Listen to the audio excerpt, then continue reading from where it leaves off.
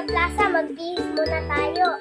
Pero wait lang, huwag kakalimutan mag-like and subscribe sa aking channel. Pindutin natin ang bell dyan sa baba. Pupunta po tayo doon sa San Isidro. Naubusan po kasi tayo ng gas. Baka mamaya po hindi umandar yung sasakyan namin. Pahirapan na naman po sa hiya.